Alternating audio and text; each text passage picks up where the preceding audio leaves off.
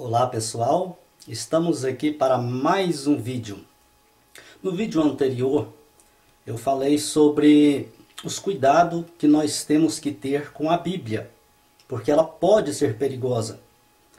E devido a muitos e-mails que eu já tenho recebido de pessoas, de que quando eu falo de adulterações, contradições da Bíblia, eles ficam pedindo para provar. Isso é um assunto que não precisaria nem da gente fazer um vídeo provando. Porque se fizer uma pesquisa rápida na internet, você vai encontrar milhares de provas. Mas vamos citar aqui algumas para não ficar nenhuma dúvida. Vamos dar um exemplo aqui de uma contradição. Gênesis, no capítulo 4, versículo 12. Nós vemos que Caim foi sentenciado por Deus a ser fugitivo, vagabundo, errante sobre a terra. E recebeu uma sentença de que tudo que ele plantasse não daria fruto.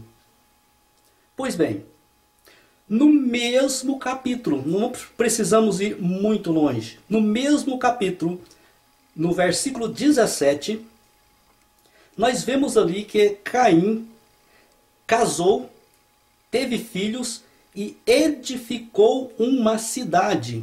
Ele fundou uma cidade. Ora, no primeiro versículo, no versículo 12, nós vemos que ele recebeu uma sentença de total instabilidade. Não ia parar em lugar nenhum, ia ficar para aqui e para ali, tudo que ele fizesse não ia prosperar. Mas, porém, no versículo 17, nós vemos uma estabilidade total. Veja que contradição tremenda. Ora, isso aí é uma prova, só isso aí já bastava como prova que a Bíblia se contradiz. Não estamos dizendo aqui que Deus deu uma sentença e depois não cumpriu com a sua palavra. Não é isso.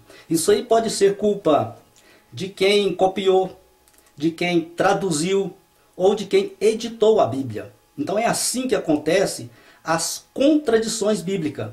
Por isso não podemos chamar a Bíblia de palavra de Deus, porque a palavra de Deus não tem contradição. Em Deuteronômio, no capítulo 5, versículo 9, nós vemos ali que Deus dá uma sentença para todo aquele que comete pecado, que ele ia cobrar a maldade dos pais sobre os filhos até a quarta geração.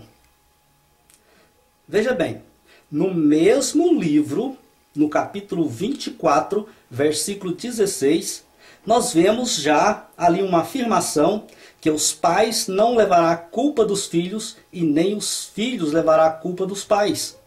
Olha que contradição tremenda novamente.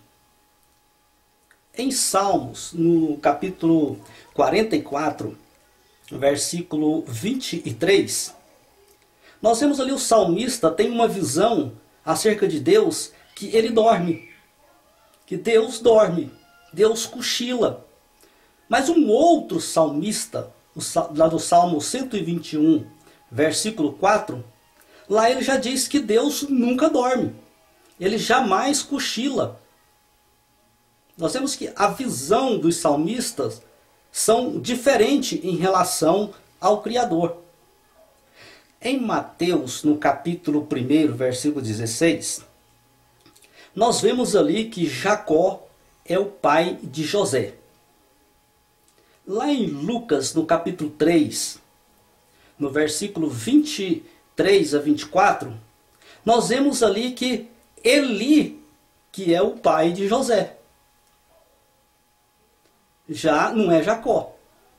Ah, mas o que isso tem a ver? Tem muito a ver. Você, por exemplo, gostaria que alguém escrevesse alguma coisa sobre a sua vida e colocasse nesse livro que o pai do seu filho é o seu vizinho? Aí nós já vemos que é grave. É uma contradição, é um erro gravíssimo.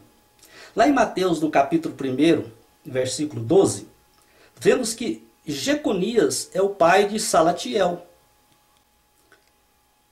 Lucas capítulo 3, versículo 27, nós vemos ali que Neri é que é o pai de Saletiel.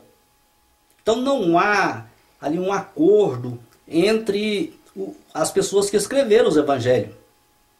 Veja bem, Mateus capítulo 8, versículo 5, nós vemos ali a passagem do centurião, e diz que o centurião veio até Jesus para pedir um milagre a favor do seu criado, do seu servo.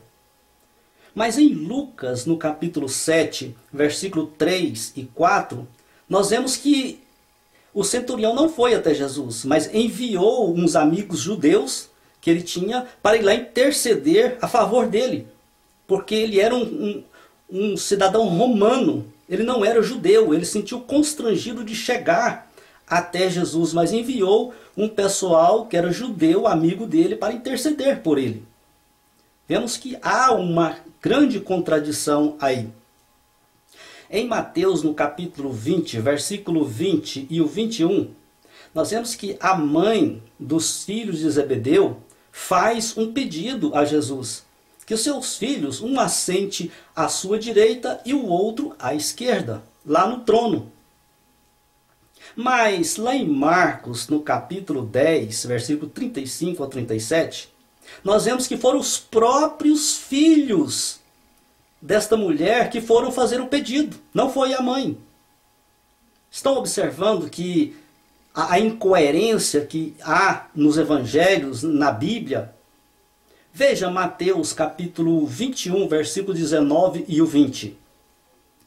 Jesus ali amaldiçoou uma figueira e diz lá o versículo que ela se secou imediatamente. Mas lá em Marcos, no capítulo 11, versículo 20, eles foram perceber que a figueira estava seca no outro dia. Ali, pode ler o texto, que os discípulos espantaram com a tamanho da rapidez que aquela figueira secou. Mas Marcos já narrou que eles perceberam isso só no outro dia. Estão entendendo? E a gravidade maior que eu vejo nesse texto é que a figueira foi seca, foi amaldiçoada, porque não deu fruto fora do tempo. Coisa que não é normal. Ela foi cobrada por algo que vai contra a sua natureza. Ele procurou figos, não achou e amaldiçoou ela, e diz o texto que estava fora do tempo de produzir frutos. Está vendo com o tamanho da incoerência? Se nós formos falar aqui sobre contradição e erros bíblicos, o assunto rende demais, rende muito, mas muito mesmo. Porque já foram descobertos, foram milhares e milhares de erros e contradição na Bíblia. Como podemos falar que ela é inerrante? Como podemos falar que ela é a palavra de Deus? Como podemos dizer que ela é sagrada? A Bíblia é um livro feito pelo homem e para o homem. Não pode ser chamada a palavra de Deus. O que você acha deste assunto? Coloque aí no comentários o que você pensa, o que você acha a respeito disso. Se você clicar aí no gostei, você vai estar ajudando outras pessoas a alcançar este vídeo. Se você compartilhar, você vai estar ajudando mais ainda. Então dê a sua opinião, dê a sua participação. E o próximo vídeo eu vou falar de um assunto muito importante.